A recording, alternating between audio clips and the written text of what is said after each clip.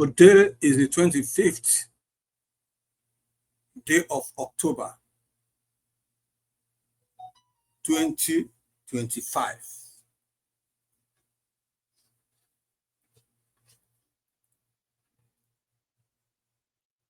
I am Dr. Mwankwo Tony Mwesigwe.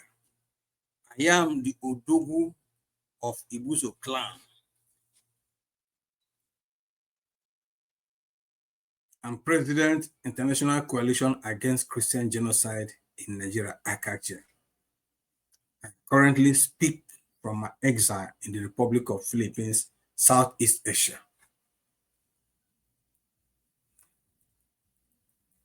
I wish to make the following statement in respect to Bishop Matthew Hassan Kukah'S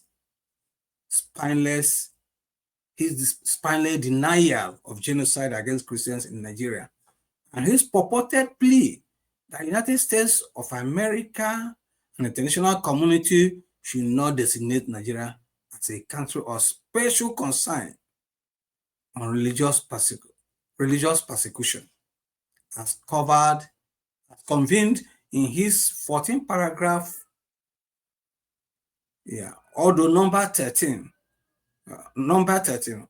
14 paragraph, although number 13 of what I refer to as a pistol of lies to Sokoto Caliphate, and of course, which is titled A Plea and Testimony from Nigeria, delivered in Vatican City in October 21st, 2025.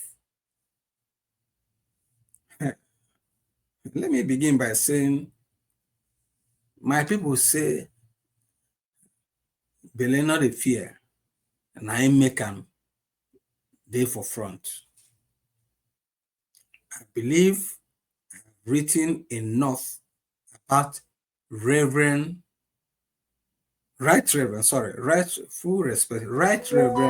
or let me say Bishop Matthew Hassan Kukah, the Roman Catholic Bishop of Sokoto Diocese.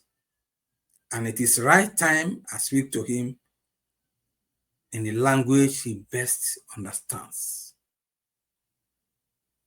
John chapter 8, verse 32 tells us, and ye shall know the truth, and the truth shall make you free. Quote. There are incontrovertible facts. If people don't know why Right Reverend Matthew Kukah will neither stand by the same Christians he was ordained to guide and guard, nor speak truth to the throne of God in respect of the matter of genocide against them, but rather will stand by all means on the side of the federal government, as well as in full support of Sokoto Caliphate. First, let's begin first. First, Bishop Kukah'S, let's just be very, very clear about this. Bishop Kukah is currently an employee of the federal government, having been appointed the Pro-Chancellor and Chairman of the Governing Council of Federal University of Applied Sciences, Kachia, Southern Carolina, by President Bola Ahmed Tinubu. So Nigerian Christians will not expect Bishop Kukah to accept the fact of genocide against Christians in Nigeria. For doing so, will be both biting the finger that feeds him and engaging in self-condemnation, since being part of the government is equally regarded as an accomplice. Second, Bishop Kukah has never hidden his mouth-watering gifts. The mouth-watering gifts he receives from Sokoto Caliphate right from the point of his ordination as Bishop of Sokoto Diocese to present.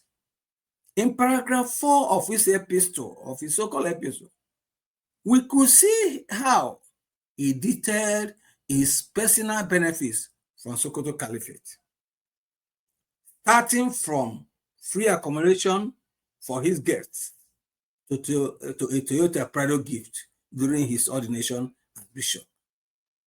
Yeah. And people say, he who pays the piper dictates the tune. So what do you expect from Bishop Kukah? What do you expect from him than what he's doing? Bishop Kukah went further. Let's continue. Bishop Kukah went further in paragraph 5 to say, let me quote him. We are therefore not dealing with cases of people who are going around wearing matches and looking for me to kill because I'm a Christian. I travel in my official regalia as bishop in and out of Sokoto. We carry out our religious services with no molestations, unquote. Imagine that.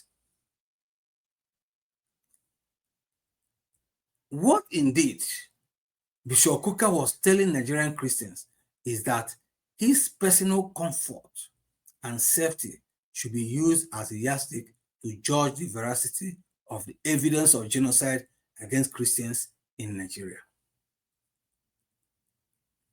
Let me remind Bishop Kukah what the Bible says in Galatians chapter 6, verses 7 and 8. Be not deceived. God is not mocked. For whatever a man soweth, that shall he also reap. For he that soweth to his flesh shall of the flesh reap corruption. But he that soweth to the Spirit shall of the Spirit reap life everlasting. That's clearly what the Bible says.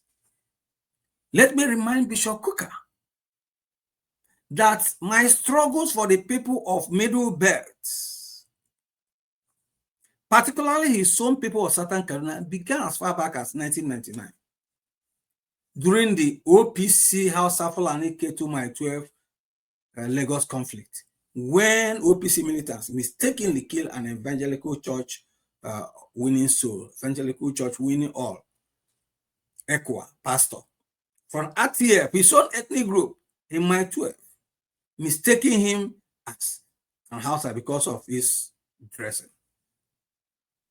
My friend from ATF, Dr. Lex Mana, then a lecturer with Nigerian Institute of Sports, Lagos, who was a neighbor to my cousin, Mr. Dema Moye, now in the United States, whose home I was staying at Alaka in Surulere suburb, came one early morning panting and said, Tony, those OPC boys had just killed a pastor of Ekwa Church, my brother, at my 12. I was speechless for a while, but later recovered to tell him that I was leaving immediately to meet Dr. Frederick Fashion over the matter. Dr. Alex Mana is retired now, but currently lives in Kaduna. He can attest to that. This was long before the current state of insecurity, orchestrated by Fulani jihadists, became a feature in southern part of Nigeria.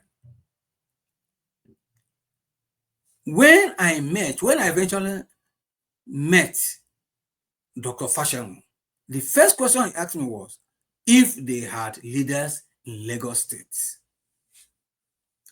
And I said yes. He then instructed me to link them up to him. Dr. Mana eventually took me to Mr. Isuwa Dogo, the then president of Sokapo. Then it was called Southern Kaduna People's Organization. Now it has been turned to Southern Kaduna People's Union, Sokapo, in his office in Pangru suburb of Lagos. I eventually linked them up with Dr. Fashamu, and the Middle Belt Christians became recognized as a separate entity from the broader Hausa and Fulani of the North before the OPC. So it was not a question of seeing anybody wearing Hausa kaftan, Fulani kaftan, and attacking him. It was a question of asking the person, who are you and what part of the North are you from?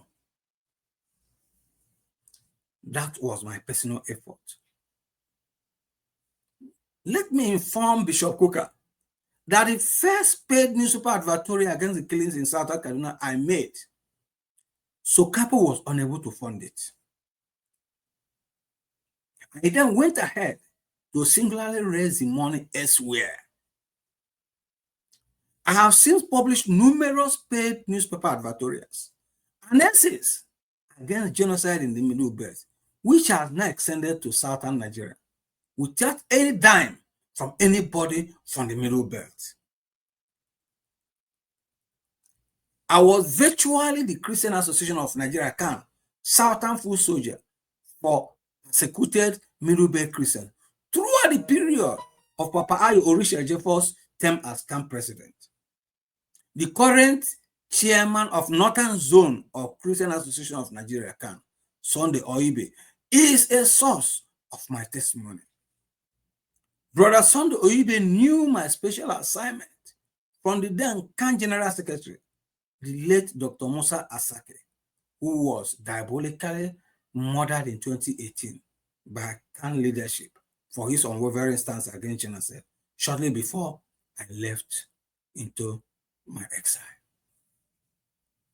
Maybe Bishop Kukah might like to read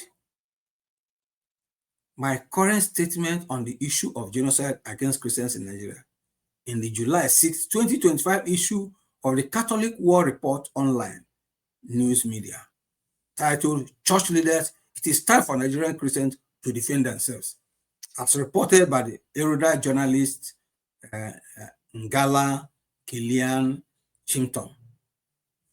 To enable Bishop Kukah understand the fact that we have since passed the stage of denial, and that we are now in the stage of initiating the call for International Genocide Criminal Court for Nigeria.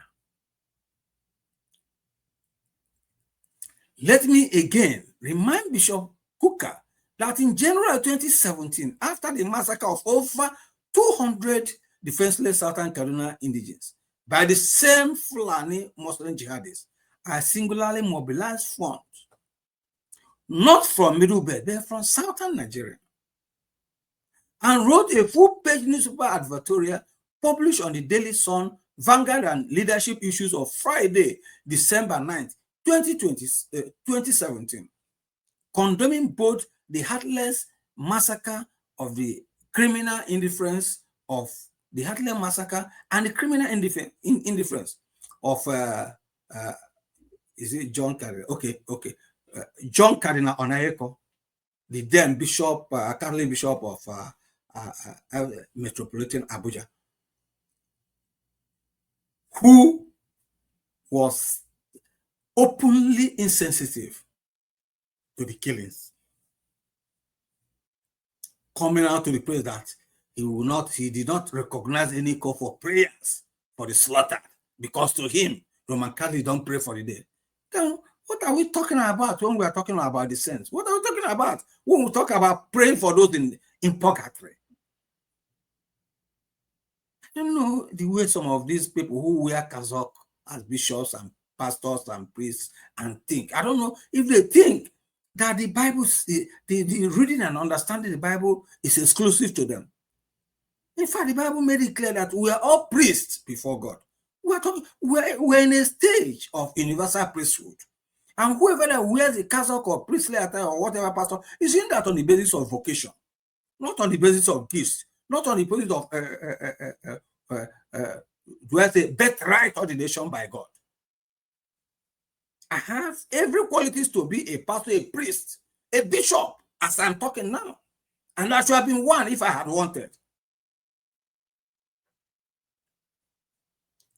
Let me state it clear that time has passed when Nigerians will be worshiping all these Judas Iscariot priests and bishops and archbishops, whatever the pastor, whatever they call themselves. Any pastor that does not, any bishop, any priest that does not stand up against the genocide, ongoing genocide against Christians in Nigeria, all their congregations will continue praying in silence for their death. Simple. Pray in silence for their death. I'm not telling you to pray openly. In silence. Pray in silence that any Christian leader who refuses to stand up against the ongoing genocide against Christians, whether you're a politician, whether you are a Senate president, whether you are whatever you think, whether you are a camp president, pray that such a person should be taken away by God. So that the same God will raise a new standard for Christians to stand up, a new standard to lead the Christian crusade for safety against the extermination in their home country, Nigeria. Indeed, these are my struggles, and I continue to struggle, even in my present exile situation. Because what I have passed through has shown me that only God can decide my death, not man. Indeed, at one stage, I remember when I made the younger brother to Sam, late in Sam Nda Azaya of Leadership, the owner, proprietor of a leadership newspaper, named Abraham Nda Azaya, in his office.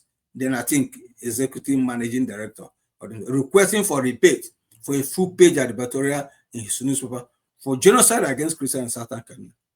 His surprising comment was, "Why are you a Southerner so concerned about the cleaning of our people?" I simply told him that if you don't stop the cleaning of your people today, it will become our turn tomorrow. Brethren, ladies and gentlemen, what is happening today? What is the situation in Southern Nigeria today? What is the situation in the entire Nigerian nation today? All Bishop Kukah knows best is sowing the seed of discord between Catholics and Protestants in Nigeria, playing the treacherous politics of Catholic-Protestant rivalry sponsored by Sokoto Caliphate in order to create perpetual disunity among Christians in Nigeria.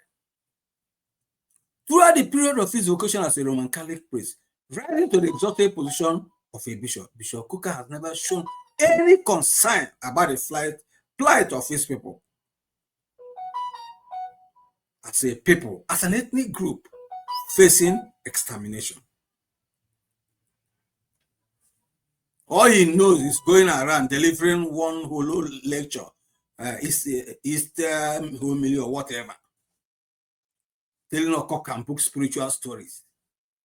While his people continue dying in the hands of the same people who see him in Sokoto Caliphate.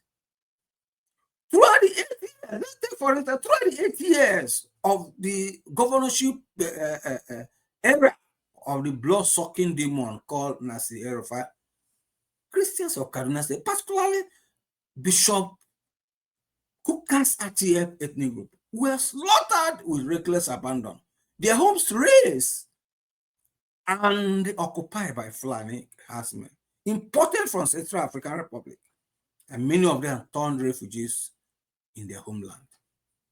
Thanks to their illustrious son, General Christopher Musa, the immediate past chief of defense staff, who used his good offices to reclaim his people's land and brought sanity to Southern Carolina. Today, we cannot talk of genocide against Christians in Nigeria without the mention of Bishop Kukah'S RTF ethnic group. It is indeed unfortunate that Bishop Kukah has forgotten the gruesome experience of his people in 1992 under General Ibrahim Babangida. He has forgotten how a kangaroo tribunal set up by General Ibrahim Babangida sentenced the respected General Zamani Lekwot and other prominent RTF individuals to death, even after suffering untold carnage from the Muslim Zango immigrants supported by Sokoto Caliphate. Under Bishop Kukah's watch, we saw a helpless, innocent Christian girl, a student, Miss Deborah Samuel, gruesomely murdered in Sokoto by Muslim mobs under the trumped-up accusation of insulting Islam. Bishop Kukah has forgotten the gruesome murder of Reverend Father Isaac Billy Ache, the same Muslim jihadist. Bishop Kukah has forgotten how the chairman of Christian Association of Nigeria in Adamawa State, Reverend Lawan Andini, now of blessed memory, was displayed before every Nigerian on video by the jihadists and subsequently murdered. We need to continue reminding Bishop Kukah of the uncountable number of Christians that are no more living with us on this earth as a consequence of Sokoto Caliphate sponsored jihadists. All these things are nonsense to Bishop Kukah. Bishop Kukah, with all his degrees in theology and philosophy, tells us that he cannot clearly explain what genocide is all about under the present Nigerian situation. In the last paragraph, last part of paragraph 3 and the beginning, in fact, the first sentence of his paragraph 4, Bishop Kukah attempted to confuse us on why what is happening to Christians in Nigeria should not be called genocide.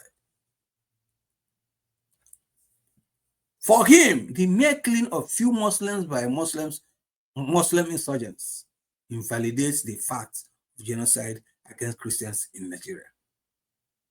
So because some Muslims were killed, that automatically means that there's no genocide against Christians in Nigeria. For this reason, according to Kukah, the floods, as he put it, the floods of blood in Nigeria have no religious boundaries. So it's no longer a question of genocide against Christians. It's a general killing without ethnic, without religious boundaries. Killing is killing. To him, to Bishop Kukah, we cannot find the right word for the endless slaughter of Christians in Nigeria. Let me remind Bishop Kukah what Article 2 of the United Nations Convention on the Prevention and Punishment of the Crime of Genocide, as ratified by United Nations General Assembly Resolution 260A, subsection 3 of 9 December 1948, which in fact went into force on 12 January 1951. I quote, in the present convention, genocide means any of the following acts committed with intent to destroy in whole or in part, a national, ethnical, racial, or religious group. As such, A, killing members of the group. B, causing serious bodily or mental harm to members of the group. C, deliberately inflicting on the group conditions of life calculated to bring about its physical destruction in whole or in part. D, imposing measures intended to prevent deaths within the group. And E, forcibly transferring children of the group to another group. Unquote. So if Bishop Kukah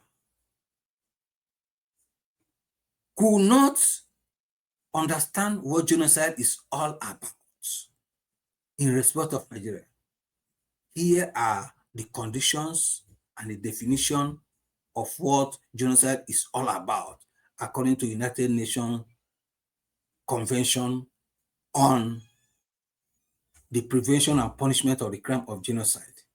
Here's the definition.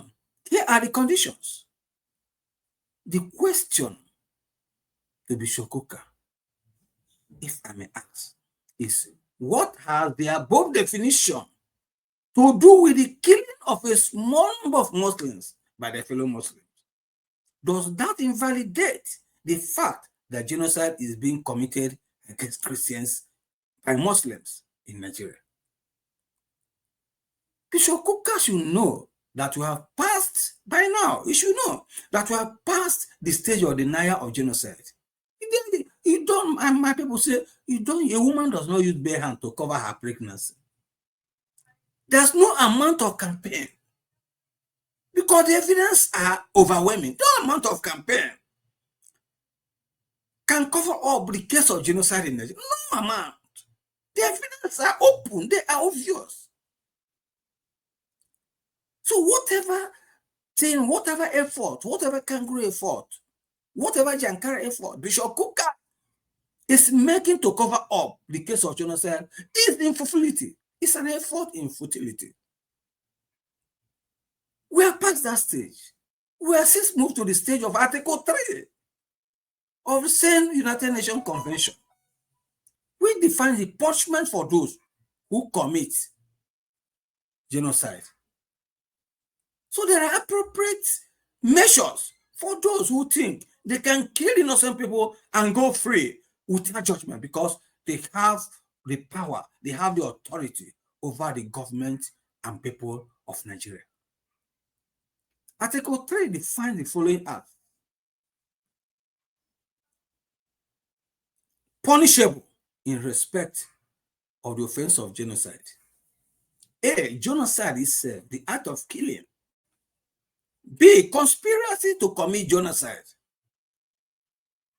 So it's not a question of those only killing that are liable to question or to prosecution. No.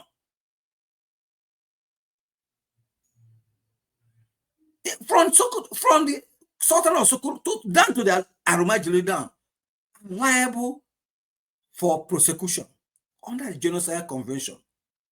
It remains for the Christians to stand up and speak every detail of all the participants, both known and unknown. That was what happened in Rwanda. And I saw the evidence with my open eyes throughout my 1 year and 4 months exile in that country. B, direct and public incitement to commit genocide. Of course. The Sultan of Sokoto once said that for the killings to stop in Nigeria, it will take around 10 years. He will tell the international court how he knew that the killings of Christians in Nigeria will take about 10 years to stop. The current governor of Bauchi State once told us, explain why the Fulani should be killing people. So he gave reason why Fulani people should be killing Christians. Erafai even paid them money. Say that he has the right to give them money to stop killing. So it's not a question of stopping them from killing. It's about paying them money from killing. They didn't stop killing. These are the questions that we should push in ahead, not whether there was genocide or whether genocide is going on or not. These facts about the existence of genocide in Nigeria are fait accompli. Now we look at the D condition, attempt to commit suicide, and E, complicity in genocide. And this is where we have to warn the likes of Bishop Kukah. When you defend genocide against Christians in Nigeria, you become an accomplice. So be warned right away. Nigerian Christians should therefore, let me say it, Nigerian Christians should in fact begin from this moment to gather relevant bodies of evidence in respect of genocide against Christians based on the above conditions for the expected United Nations International Criminal Court for Nigeria against perpetrators of genocide. It will happen. It will happen. The train of action has started rolling. No stopping the train until it gets to its destination. Let Nigerians therefore not be deceived by Bishop Kukah's, let me put it this way, viperous lying tongues. accusing President Barack Obama of purportedly imposing President Muhammadu Buhari on Nigerians. My mother will say, whose side? Truth is that President Barack Obama did not impose Muhammadu Buhari on Nigerians. Bishop Kukah and his Catholic clique did. Who provided the link between Sokoto Caliphate and President Obama that eventually led to his open hostility against President Goodluck Jonathan? It was the same Bishop Kukah who connected the United States Secretary of State, John Kerry, a Roman Catholic, to the Sokoto Caliphate. John Kerry eventually connected the northern Muslim governor to Joe Biden, the vice president, their fellow Roman Catholic, and then President Obama, Barack Obama. Was Bishop Kukah not in attendance when in August 2016, after the defeat of President Goodluck Jonathan, John Kerry visited the Sultan of Sokoto? My people say, who they cry, they see road. So if Bishop Kukah thinks that Nigerians don't have retentive memory, he's dreaming. If that's the reason why people like him do not want history to be taught in our secondary and primary school, they have failed this time.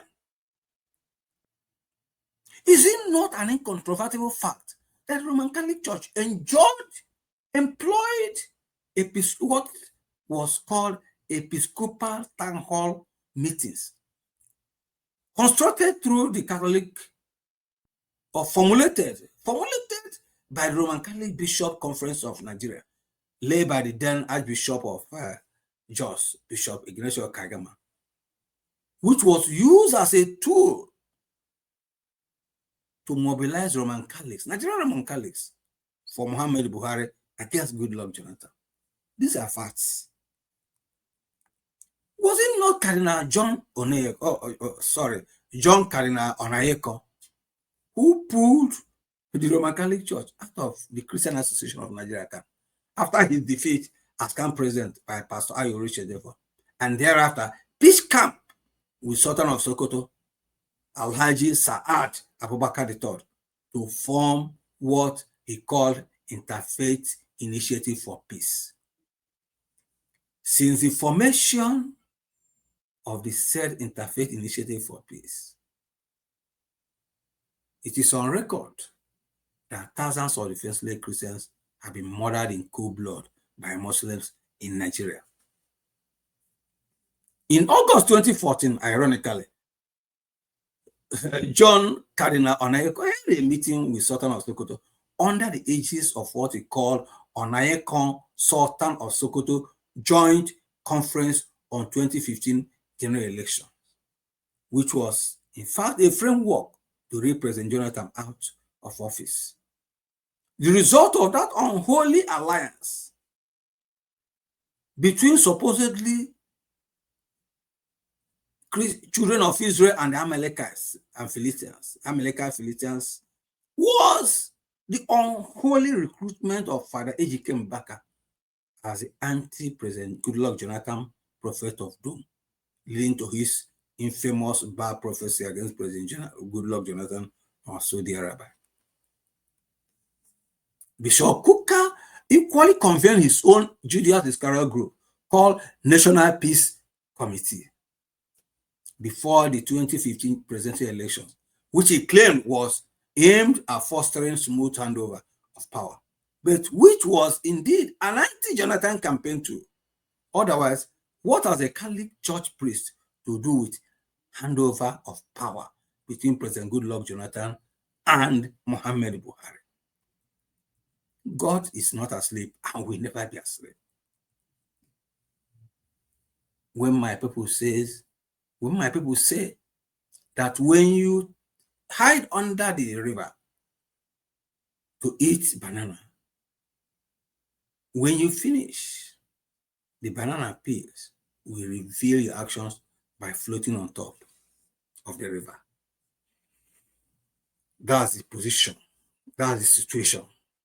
Current situation with Bishop Matthew Hassan Kukah. If we may ask, what achievement did Bishop Kukah's Superior National Peace Committee make in stopping the slaughter of Christians in Nigeria since its formation in 2015? If I say that Bishop Kukah is a spiritual fraud and a priestly scam, I am not making a single mistake, and I have no apologies for saying so. He's not alone in this scam. On 5th of August 2015, Cardinal Anthony Okoje granted an interview to newsmen at his residence in Lagos, extolling the supposed virtues of Muhammad Buhari.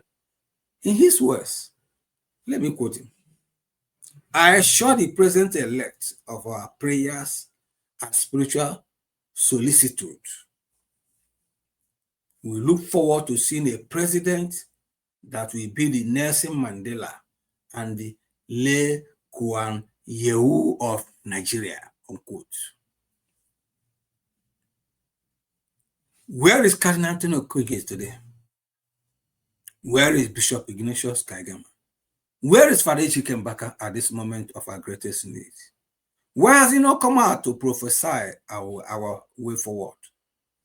What happened to Cardinal Okoje's Nelson Mandela and Lee Kuan Yew of Nigeria? Let me state again that it is an insult to Nigerian Christians for Bishop Kukah to say that the present government of President Bola Ahmed Tinubu is, a government that is led by jihadists. President Tinubu said being a non-jihadist and with a confirmed Boko Haram sponsor as vice president is more tolerant of Christians than President Muhammadu Buhari with a Christian as vice president. Is that not an insult? When somebody like Bishop Kukah should be lamenting for Nigerian Christians, for having for Muslims, for being imposed, for having a Muslim president and a Muslim vice president being imposed on them, when in fact, by demographic calculation, Nigerian Christians constitute 60% of Nigeria's population today, and Muslims only 38%. So what is he telling us about? Instead of weeping, he's jubilating for the Islamic conquest of Nigeria. What a shame for a man who calls himself a bishop of the Catholic Church. The same ethno-religious lopsided appointment under President Muhammad Buhari are still what are obtained today under President Bola Ahmed Tinubu. That Fulani Muslims are replaced by the Yorubas, by Yoruba Muslims, not the Yorubas, does not mean a difference. Take it. People, that is why when people talk about the Yoruba, I smile at them. Take the statistics of people being appointed by President Tinubu to important position. All about 90% are Yoruba Muslims. 90%. We should not be deceived. God is not mocked. Bishop Kukah ridiculously believes that because the wife of a Muslim president is a fake Christian pastor under a fake general overseer named Pastor Enoch Adeboye, Christians are at advantage under President Tinubu. What a sham. Why didn't Bishop Kukah, if indeed he is a true bishop of Christ, mention the 3 topmost security positions occupied by Muslims in Nigeria today? First, the National Security Advisor to the President. 2, the Minister of Defense. And 3, the Minister of Defense, Minister of State for Defense. All Muslims, all Fulani Muslims from the north. And somebody like Bishop Kukah, with all his degrees and all his experience, as a shepherd of prestigious Catholic Church, is telling us cock and book stories about equity and justice under the present Islamized Federal Republic of Nigeria. Bishop Kukah, Nigerian Christians are not fools. They are not as unintelligent as you assume them to be. Let me conclude.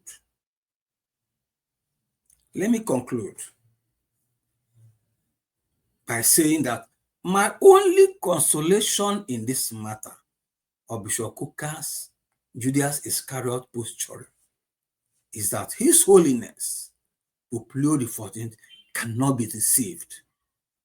Before becoming a pope, he was head of the Augustinians, had visited Nigeria, and in particular, their just headquarters several times. He knows the truth about genocide against Christians in Nigeria far better than Bishop Kukah and son might know. So going to Rome to present a epistle of lies will not change the knowledge of the Holy Father. It will not change the knowledge of all the cardinals who are aware of the dynamics of wickedness, the dynamics of persecution, the dynamics of genocide taking place in Nigeria. So it can, yes, federal government has sponsored him. He has gone there with money, with federal government money, not even with diocese or Sokoto money. As a federal government employee, he's entitled to Easter code. He has gone there to present his gospel of lies, and that is his own. It will not change the situation. What Nigerian Christians urgently need at present is a call for United Nations Security Council to set up an international criminal tribunal or criminal court for Nigerian genocide perpetrators, just in the manner of the November 1994 International Criminal Court or Tribunal for Rwanda. This is what we need now, not about there was genocide, there was no genocide, and whatever. Genocide has taken place. Genocide is still taking place. Christians are still being killed. And we are glad that with time, we conquer. With time, as we are inspired by President Donald Trump and our brother, the enigmatic, fearless, intrepid Bibi Benjamin Netanyahu. Being inspired by him, we know that the Christians will live to conquer and liberate themselves from the treacherous acts of Islamization undergoing in Nigeria. Thank you, everybody. God bless you as we continue the battle. And Luther continue.